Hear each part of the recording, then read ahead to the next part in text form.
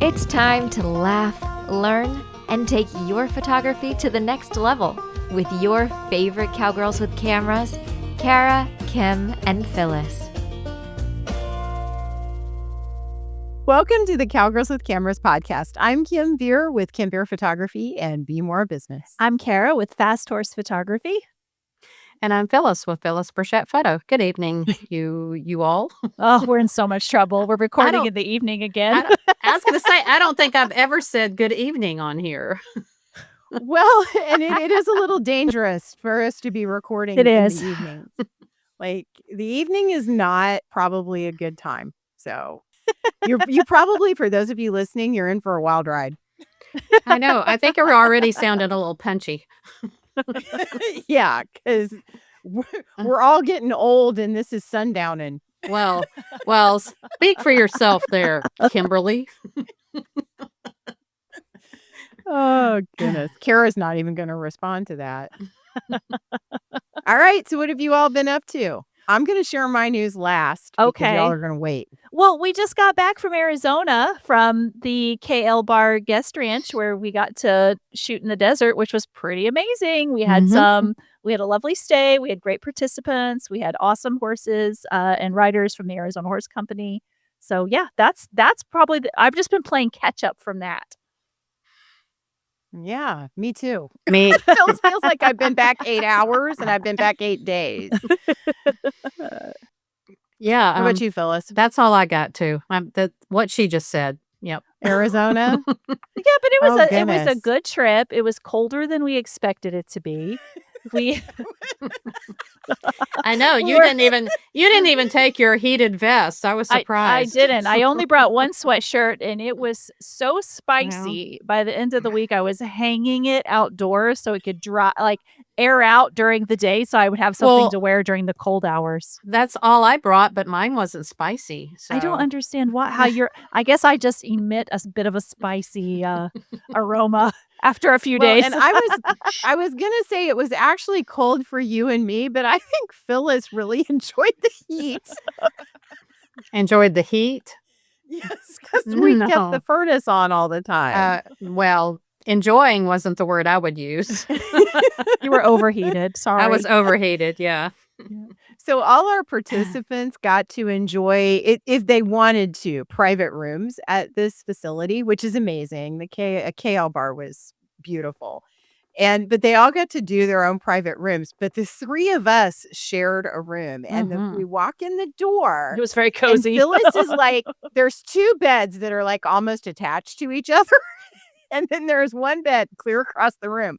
And Phyllis is like, that's my bed. And it was like a crib. It had like little walls on it. It was a day bed. Let's get this right. It was not a crib. It's a day bed. I was so glad you chose that bed because I did not want that bed. I was very happy with that bed. Other than one issue. It was right underneath the only heat source in the room. And it was flipping cold in Arizona. Like, it was colder in Arizona than Missouri in February. Yeah, and we were planning for t-shirt weather. So we brought t-shirts. I did look at the weather forecast. I did look at the weather forecast and I did bring sweatshirts or like sweaters, but not nearly enough for what we were doing. Yeah, those 35-degree mornings were a little chilly for us, but it was so fun. I had enough clothes. It was just I had to wear them repeatedly. Yes.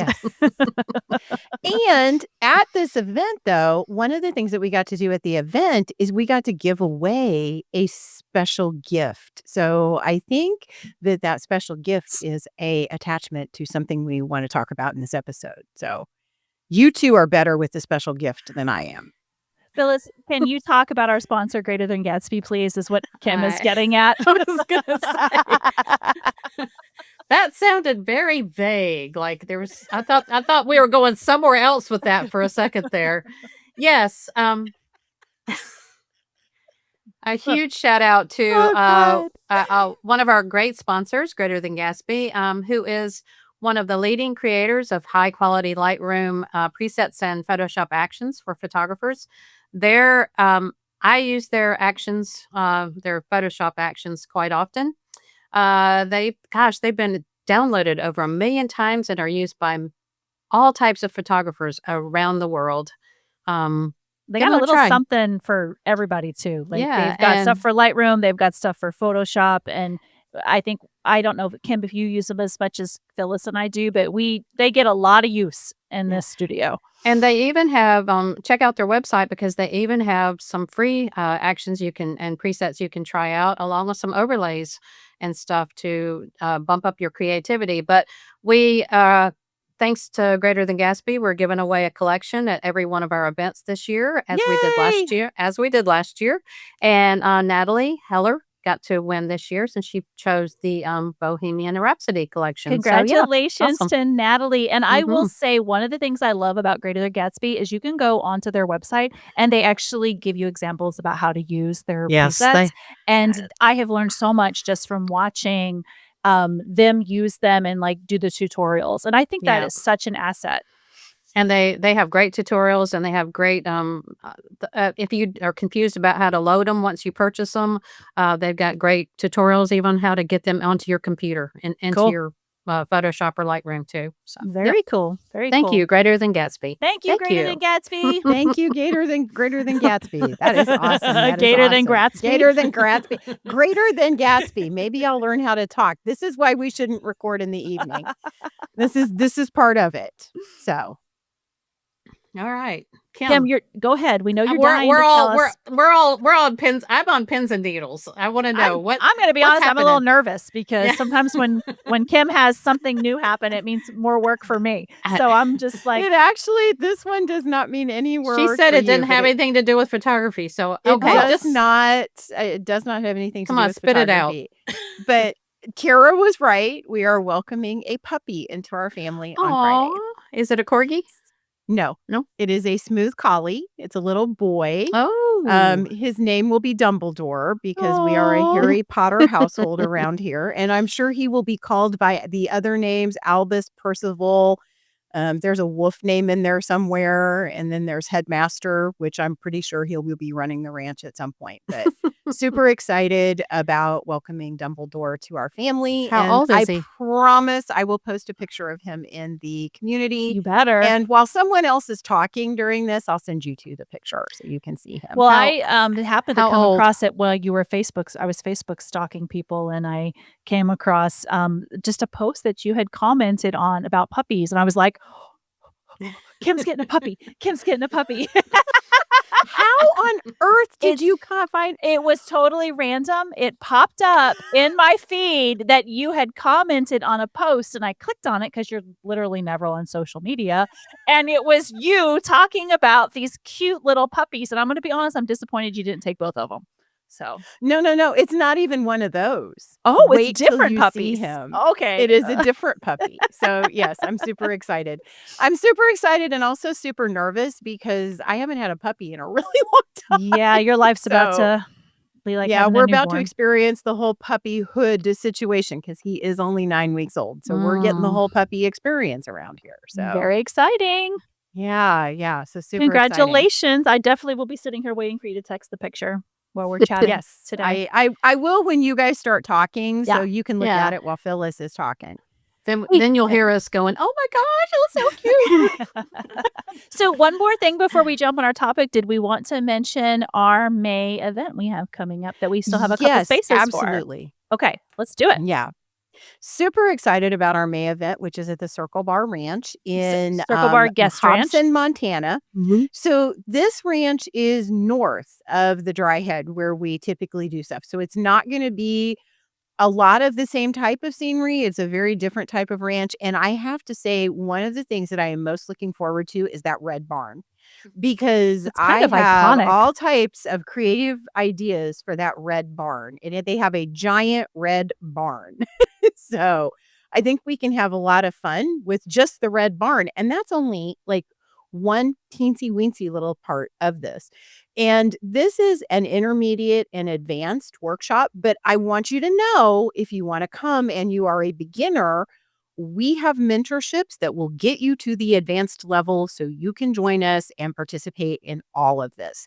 So please reach out if you still want to come. We only have 3 spots available for this event. So if you would like to join us in May, there's still plenty of time to get your plane ticket, still plenty of time to plan to come.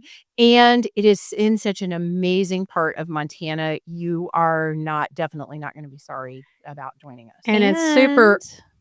Oh, yes, sorry. and there is an and. I was going to say, and I know, Phyllis, you're about to say something. I was just going to say, and if you like to ride, this is one of the locations where you can ride every day, and it's included in the price, which is kind of cool. Cool. Yep. Really cool. Was that what you were going to say, Phyllis? Yep. We stole Phyllis's thunder yet again. Sorry. Oh, I'm- and I'm used to it. One other thing that I want to mention about this particular event that I think is really important. We are there. Well, first of all, we are officially at a buyout. So we will be the only people that are guests at the ranch. That's one. And two, we're there a week before their season opens.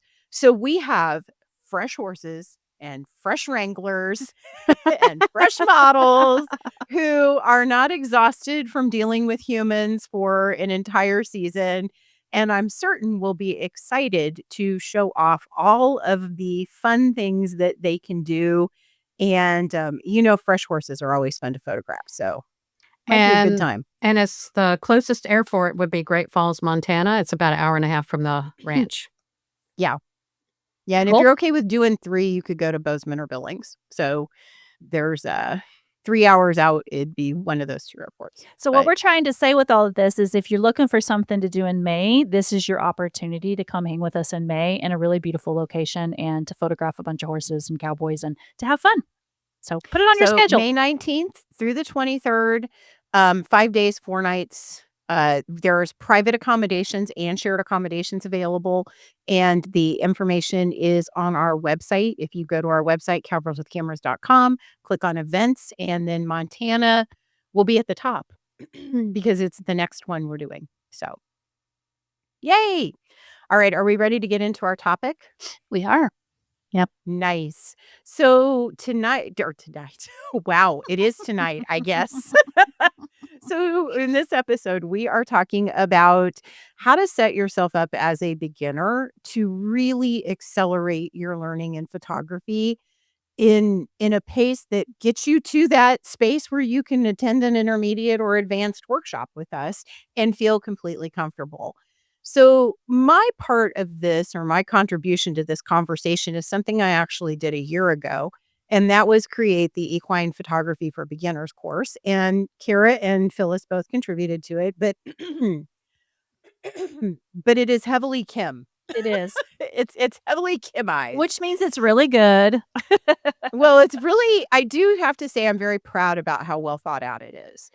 And it really does take you from, even if you are a flat, haven't spent a lot of time with a DSLR or mirrorless camera, it gives you the education that you need to know to pick out your equipment. It gives you what you need to know about exposure. It gives you what you need to know about even how to set up all of your settings on your camera. And it gives you a lot of examples about how to use exposure compensation and to really set you up for success at being able to shoot in manual, which is where we mostly spend our time at these events, is in manual. There are little tests along the way that they're not graded, but you are good to participate in them, and they give you a understanding of how well you are absorbing the particular subject. I will say the one on exposure, it will challenge you a little bit if you need to review before you go and dive in there and take it. And then I also cover a little bit about post-processing and editing, like some of the basics around using Photoshop and Lightroom, and then some best practices. And then Cara and Phyllis both contributed. Cara contributed about posing, and Phyllis contributed about understanding horses and equine photography and how to make a really pleasing picture of a horse. So I'm going to be honest. I wish this was the course that I would have had when I first started photographing horses.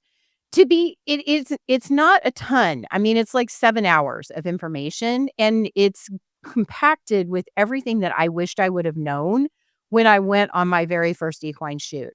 Because if I'd have had this, I would have had horses that looked really good at that halter horse facility instead of them looking like they only had 2 legs and me having to do a lot of Photoshop work, even though it was Photoshop 1 and I literally had to go take lunch to let the images render. So it would have just helped me tremendously, and I'm very proud of this information, and we do make this course available for anyone who comes to one of our workshops and retreats and needs it. It's also available for anybody who joins the community at the paid level, and if you're interested in just doing the course itself, please reach out and we can hook you up with that as well for a one-time fee, and you'll have ongoing access. Yeah, I think, what I wanna say about that, Kim, is that when I was first starting, if I would have had something like this, it would have saved me so much, like, time and, like, wasted time because you have to kind of you don't really know what you're missing, what you need, and Yeah. you're kind of just out searching, like, everywhere that you can search and pulling these, like, threads of information together to create something, and this is, like, it's it's pretty much everything you need to get started. I mean, it's all there and you can kind of go through the process and it just saved it would I agree with you. It would have saved me so much time. So, it was a really cool thing that you put together and it does it is something that's going to make beginners move forward faster. And you know, the thing that irritated me when I started as a photographer, it's that I would ask other photographers questions and they would not answer them. Yeah. Or they would half answer them and not fully answer them. And when I was doing this, I tried my best to softly put you through the information, but also fully give you the Yeah. information. And I think that's really important to understand is that not that's a Cowgirls with Cameras kind of agreement tenet. It's one of our 9 focus points Yeah. that it is collaboration over competition, and I value that tremendously with our community, with our personal relationship between the 3 of us, and I think this course reflects that. I really, truly do. It can't teach you everything about photography. I don't know everything about photography, so I can't teach you everything about photography, but it will certainly save you a lot of time and frustration and images that you would have wished you had more knowledge when you were in the moment. No, for sure. Yeah. For sure. I think All right, Phyllis, you're up. Well, I was just gonna say for me, I was on a different end because I'd been in the horse show business for so long. I was on the other end. I was the one setting feet. I was the one Mhm. getting ears. I was the one getting my picture taken back then. And so I think that made it easier to come into photography for me. But yeah, to have had something like that would have been cool as far as just the nuts and bolts of photography too, you know. Yeah. Okay, I just saw a picture come through. I'm not gonna look Uh-oh. at it. Uh-oh, I'm gonna look while you're talking. Well, my phone dinged really loud in my ear, so, okay, so I'm gonna talk about, when you're starting out that, I think, of course, when we're starting out, you wanna do everything. I get it. I did too when I was starting out. There's so much to see and do. You don't wanna miss out. It really feels ambitious, but I think it'd be really helpful if you can pick one direction to go in because, kind of scattered effort slows your growth, and if you focus on what you're wanting to put that effort into, it really multiplies what you're going to learn. And the fastest way to grow is to stop splitting your energy. I say one niche, but I don't want to. I mean, you can shoot horses and still shoot Western and English. That doesn't matter. Right. It's just you're still shooting Yeah. horses. But it doesn't mean you're locked in forever either. Just if you do pick one or the other. But it just means that you're choosing what I call a training ground. When you narrow your niche, again, don't take that word literally. Your portfolio becomes cohesive, your editing style becomes consistent, and I think your confidence even grows faster. If you because if you photograph one subject repeatedly, your skill really compounds much quicker. Ask yourself, what do I naturally love shooting? What subject truly makes my heart come alive when I lift my camera? pay attention to that. The images that energize you instead of draining you, the work you choose, even if no one was watching, start where your passion already exists. And when you build in a space you genuinely love, you practice more, you notice more, you improve faster. And you don't have to be everything to everyone. You just need to excel where your heart already wants to be. Pick one direction, decisions will be easier, your growth will speed up, and your anxiety will decrease because you're not trying to split all your attention in, 20 different directions. Um, I think when you stop chasing and you start building, that's when things really start to click. Once you've chosen your subject that you want to excel in, knowing your subject will set you apart even faster than from the pack. Great photography isn't just a reaction, it's anticipation, and you can't anticipate what you don't understand. And I don't care if that's bird photography or equine photography or what you're doing, or if it's your kids, or somebody else's kids. It really helps to know your subject. If you shoot horses, learn their behavior. I have people coming to me all the time that really they love horses, but they don't really know anything about them, but they want to be a horse photographer. That's the first thing. The most important thing you can do is number one is to know your subject. And in that case, of course, it would be horses. You learn their behavior. You know when they're about to move. You can anticipate. If you want to shoot ranch life, understand the rhythm of cattle work. When you understand your subject, you stop guessing and you start timing your shoots with focused intention. And your people will feel it. They'll trust you more because they know that you get their world. You understand what they're doing, what it's all about. That's when your images shift from looking good to meaning something. So if you pick a lane, don't just shoot it, study it, respect it, immerse yourself in it, because the more you know your subject, the more powerful your work will become. And if you want to, you can always pivot later if you choose. Yep. It's amazing how confident you feel too when you really focus and you spend a lot of time shooting like the subject that you want to focus on. Like your confidence just grows so much, and it puts you in a position where you can start getting creative and take risks, and do different things. So I think that's a Yep. really good way to like build your skill and grow fast as a beginner Yep. photographer. I would agree. Totally. Yeah. Okay. So Kim's talked to you guys a little bit about the beginner photography course that she created, and then or Phyllis has talked about knowing your subject, knowing what you want to shoot, and like really kind of picking that direction to move yourself forward. I want to talk about one of the things that really I felt moved me forward the most. So after I spent time understanding my subject, after I just pulled information in everywhere that I could, I walked into a room at Powderhorn actually, and I looked at the table and I was like, "Who's the lady in charge here?" And I sat down next to her, and that was Kim. And I did not leave the rest of the week. And I asked her a million questions. I'm sure now she thinks about it lovingly, but at the time, I was just like a little bug on her shoulder, just like asking her questions, asking for advice, like just having her talk me through like everything.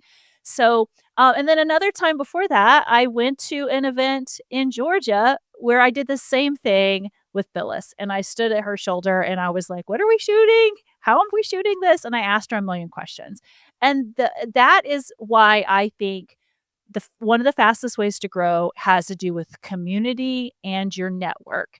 And that is how you can support your growth and not spend a ton of time like just muddling around, reinventing things and trying to figure out where you need to be. I know we've said this 100 times. Photography can be so weirdly like solo and lonely. Especially for an industry that really needs people. Like we need to photograph people all the time, right? Wow. I mean, we're photographing horses, but a lot of times we have to go through people to get there, Yes. So it can be for a hobby or a business that requires people, it can be so weirdly lonely. If you're a small business owner, in addition to that, you are the one that oftentimes wears all the hats. So you're the photographer, you're the editor, you're the marketer, you're the person who makes the deliveries. I mean, you do it all, right? And you have to figure it all out. You have to figure everything out. And you're a lot of times doing it by yourself. And when you're in that mindset where you have to figure everything out, it can be super overwhelming and it can feel urgent and like anxiety inducing. So building community and creating that network is like a superpower shortcut option for you. I feel like when you find your community, it can help you grow fast because it provides or it can provide a map of what you need to learn first. For example, all of the stuff in Kim's course that's in our online private community. And it also will tell you the things that you probably don't need to know right now. Like you've got steps you've Yeah. got to take first. And if you try to jump to some of this other stuff, you're going to get bogged down. You're going to spend money on things you don't need. And we all know photography is one of the easiest ways to spend money and not and not use it because you jumped ahead too fast. It's also a great way to get feedback so you can stop like guessing and it can improve quickly. You can use your community to get feedback on your work. You can get feedback on your process. Just get feedback on everything so that you're not guessing if it works, if it's working for you or not. I have found that it's a great way to be accountable. I have a small Monday morning group with my friends, my photography friends, Betsy and Tracy. We're years into this now, where we have formed our own little Monday morning community where we hold each other accountable to our yearly goals that we set, and we talk through them and we brainstorm stuff that comes up. And if we have God forbid, if we have like a bad client issue we need to talk through, we do that together because we do similar things in our work and we can hash out like how to respond to people or just how to handle that situation. And then having that community also can give you perspective so that you can understand that this phase that you're in or the struggles that you're experiencing, they're just kind of a normal part of the growth process as a photographer. And that what you're dealing with is not something you have to take personally. And that was a big one for me because I have always been someone who has tied my self-worth so wholly to the work that I provide to people that it's really easy to get kind of drugged down in that. So having people really put things into perspective like was really big for me. And then the last thing I have here regarding shortcuts is solutions. You're going to get solutions from your community because most likely someone has already had this exact same experience or this exact same problem before it ever came to you. Additionally, finding your people can also prevent you from reinventing the wheel. There are all sorts of things out there that have already been invented that you do not need to puzzle out.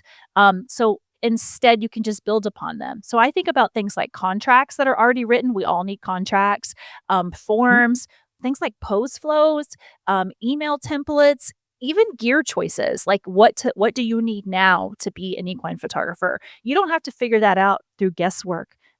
There's people out there that can give you that roadmap for that. And then participate in your communities and use them as networking opportunities too. So comment. If you're doing online communities, go online and comment on people's posts, ask questions, answer questions, be part of the help. Join a challenge, use your communities to find what I would call a same level buddy.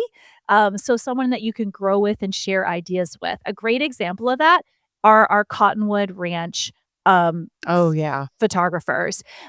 There is one particular cohort group that I'm thinking of that left that group and they started their own weekly meeting. I don't know if they're meeting weekly now or if they're meeting every couple of weeks, but they meet weekly and they get on together and they have challenges they do together and they brainstorm things and they even set up their own like speaking events where they have someone come and speak to their group. I mean, they are knocking it out of the park, but I would definitely consider them like same level buddies. Like they met at the same type of event and they are kind of learning and growing together as a group. And then when you can, go even further and attend events in person or attend live events online, or you can actually talk to people, chat with people, and get deeper with folks, just like the girls at Cottonwood. So for me, the big takeaway here is you don't need to do this by yourself. Find a place where you can ask questions, find a group where you can get really honest feedback or borrow ideas from to get you started. Yeah, that's it. your community is huge, and it was really huge for me when I got started, and I love our little community that we've created. If you don't know about it yet, head to cowgirlswithcameras.community. You won't regret it. There's so much good information there, including Kim's beginner photography course. Well, I love that. But first of all, I don't remember you even pestering me at that first Powderhorn. I do remember photographing you at the first shoot, though, because I thought, who is Well, this young person? I just that has rolled in joined and us? went right to the shoot pretty much on that Well, first. I And have you to had very short hair. I have to make an observation though. Cara, you came to my workshop before you went I to did. Powderhorn. I So said that. Good. I yeah. said that. Yeah. I thought you said it Um, after, but anyway. Well, And- I talked about it It's after, okay. but I It's said okay. before that I went to Georgia. Because you're the one that you came to mine. That's how we got to know each other. And then I think we even did the wild horses before you went to Yeah, or with no, Kareem. or maybe what it was is you went to Powderhorn, then we did the wild horses the next spring, and you told me you should go to Powderhorn, Yeah. or it's somewhere in there. So that's Meet what this I went to crazy lady Powderhorn. named Yeah. Kim. and then Phyllis met the crazy lady named Kim, and now then- there's Cowgirls with Cameras. You just never know where So- your communities are going to take you. You never know where your communities are going to take you. Yep. And I do want to say this about the Cottonwood girls that came from that one cohort that meets a lot. Yeah. Here's the thing at the end of the day, which this episode is all about, how to accelerate your growth as a beginner photographer. Look at the images that those ladies Oh my who meet gosh. on a regular basis put out from they were fair photographers when they arrived, Mhm. fair to good. And I look at the stuff that they photograph now, and it will knock your socks off. And so I think it's a major thing that they lift each other up and egg each other Yeah. on. So yeah. They have grown so much and Mhm. done so much work to make that happen. And they have done it by supporting each other, which I think is pretty And amazing. having fun and Yeah. laughing and enjoying each other's lives and stories. And now which they is the travel best to part. events together, and Yeah. we see them all over the place. It's amazing. Yep. Awesome. Okay. All right. So I guess I'll take us out. Thank you guys for a great episode, and I'm glad that we all got together here at this. It feels like midnight, even though it's not midnight. So dark outside. It's dark. But I just want folks to know, if you're interested in joining us at an event, we have some pretty incredible stuff coming up, including the one we talked about at the top of this episode in Montana. You can head to cowgirlswithcameras.com, where we have all of our events listed. We have some space, I believe, in Nevada. We have some space in Colorado, and we have some space in Montana, a couple spots at all of those. And then, of course, we have our online community, which we've mentioned a couple times in here, which you can find at cowgirlswithcameras.community. And we're on all the socials, so you can find us at Cowgirls with Cameras on Instagram, Facebook, and TikTok. And we'd love to have you come hang out with us in any of those places. Thanks for listening to this episode of Cowgirls with Cameras. Don't let the laughter and learning stop here. Join our community on social media and be sure to visit our website for more opportunities to fulfill your photography goals. Head to cowgirlswithcameras.com. That's cowgirlswithcameras.com. See you next time.